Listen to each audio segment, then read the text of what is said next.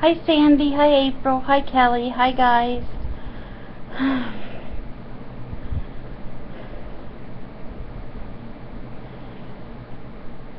It's a pretty sunshiny day. Hope you guys are getting to enjoy it. I'm on Sherm's computer in case it looks a little different because YouTube was messing up on mine again, so I couldn't do the video. It's still over there spinning. It still won't work. I have no idea what's wrong with it, but it's working on Sherm, so we'll be able to do it. Alright, we are starting out today's reading with Hebrews, all of chapter 5. And we're starting off with the job of a religious leader. Every Jewish religious leader is chosen from among men. He is a helper, standing between God and men. He gives gifts on the altar and worship to God from the people. He gives blood for animals for their sins of the people. A Jewish leader is weak in many ways because he is just a man himself. He knows how to be gentle with those who know little. He knows how to help those who are doing wrong. Because he is weak himself, he must give gifts to God for his own sins as well as for the sins of the people. A Jewish religious leader does not choose this honor for himself. God chooses a man for this work. Aaron was chosen this way. That's what I was getting ready to say. If you're wondering what they're talking about in this paragraph, it's like the same thing that happened to Aaron. God made Aaron and his sons into his priests, and they were the ones that, did the sacrifices and offering them to God and stuff. Now,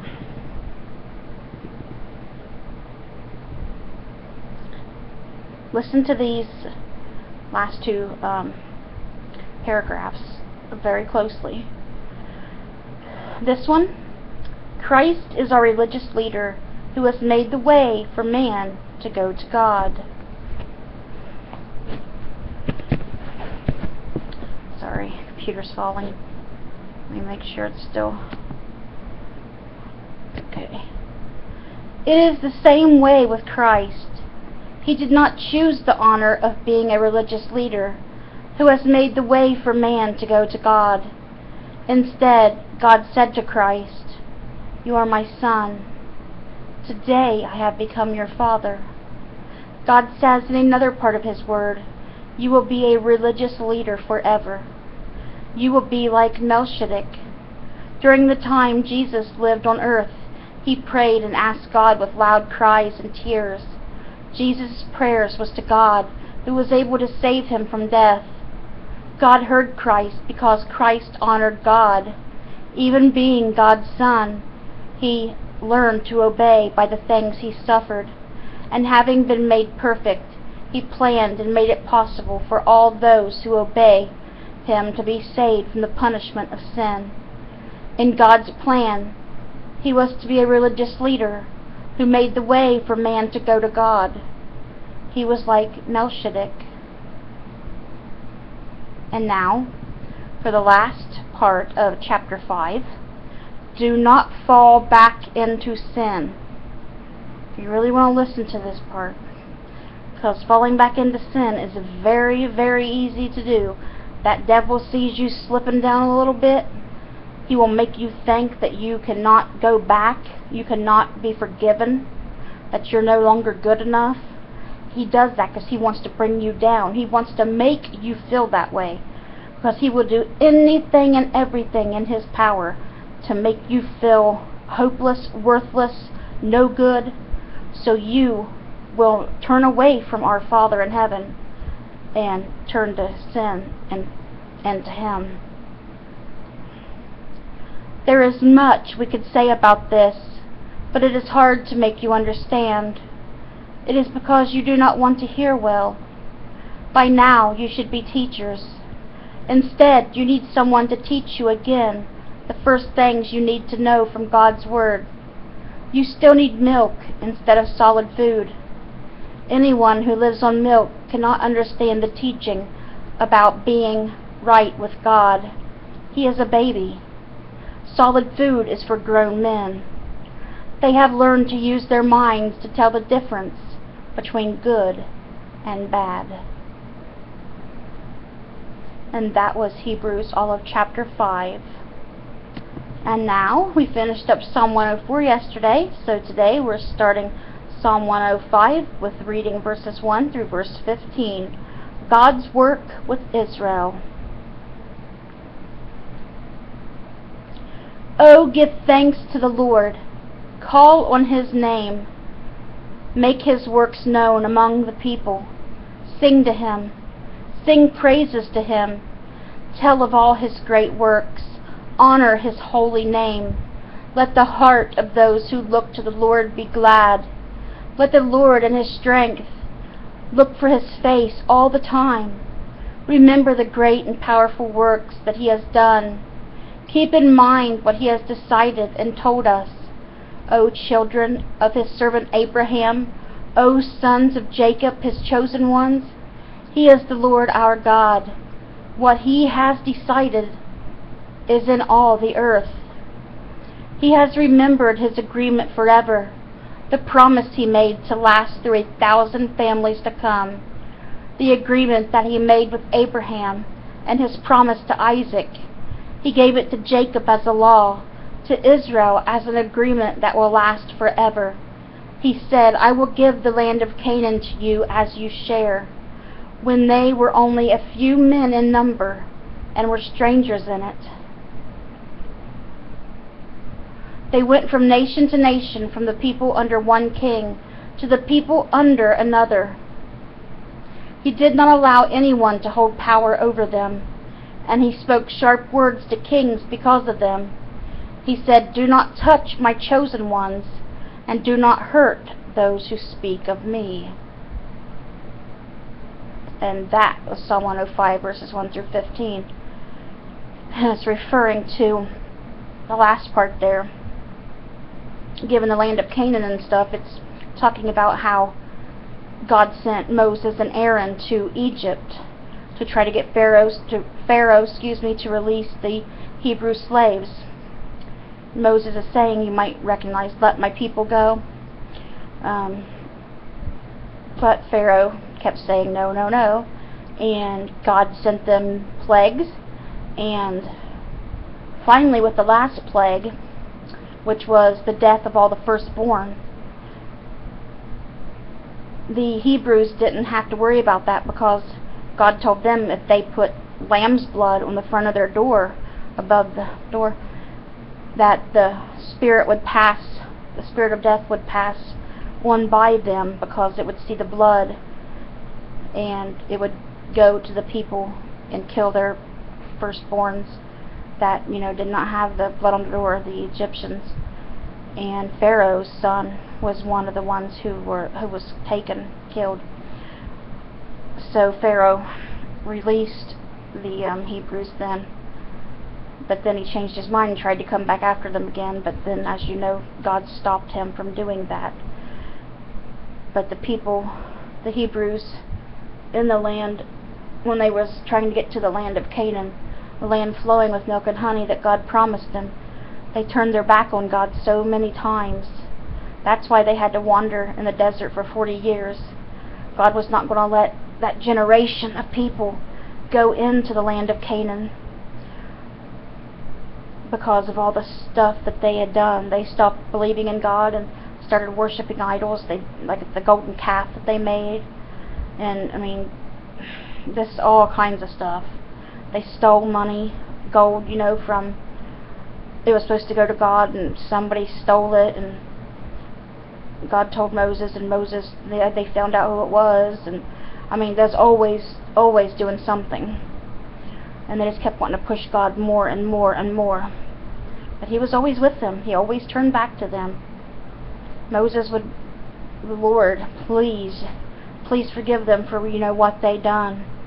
And God would always forgive them, and go back to them, but they still, had to be punished for all that they done. So that's why they was not allowed to go in to the promised land.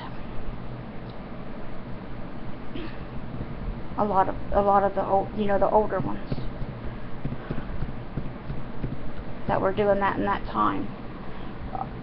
Lastly, for today's Bible reading is Proverbs chapter 26, verse 28, and it says, "A lying tongue hates those it crushes, and a mouth that speaks false words destroys." And I think we all know that's very true. I've known situations where someone will tell a lie about someone just, to try to get them in trouble or to try to make them look bad. That's speaking falsely, and that will destroy a family, friendships, your whole relationships.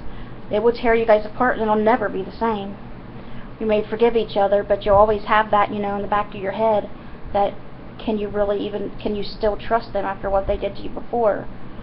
So speaking falsely and lying on someone really destroys not just them, but you too. So keep that in mind. Okay guys, that was today's Bible reading. I hope it touched your guys' hearts. I got up early this morning. I wanted to get the video on early for you guys, but I got up, I started getting them. Actually, as soon as I got up, I went to the bathroom and started throwing up, because my stomach is currently swollen like a basketball again from the stupid stomach disease. It was horrible last night. I mean, it was so swollen. Any way to describe it is, it literally looks like there's a basketball in there poking out, and it's that tight. Feels like if you stuck a pin in it, it would literally deflate.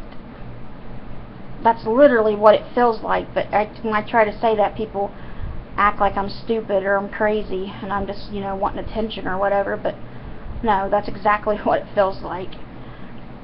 I do not want this disease. I don't want to throw up all the time and have all this trouble with my bowels and all these stomach cramps. I don't want to have this. It makes me so mad when people try to say, oh, she just hypochondriac or blah blah blah. They don't know what you go through. Everybody's got their own problems. But anyways, I woke up and got sick. So then I came in here and I started getting a bad migraine right in my eye. Oh, it was horrible. So I took my migraine shot, and then it must have knocked me out because I fell asleep right here in the chair for probably a couple hours, and I woke up and my head was feeling a lot better, so the shot had worked. So I was really glad about that. So at least I don't got to deal with that now. And my stomach still feels pretty tight, but that's what makes it hard to breathe sometimes, because it's so tight all the way up to here, because the food won't move through fast enough. And sometimes it just feels like when you eat something, it's just stuck right here because it won't go one down. I mean, I will go like a week or two without having to use the bathroom, and that's normal for me. Yeah, it hardly moves at all. It's horrible. But yeah, that makes it hard to breathe a lot of times.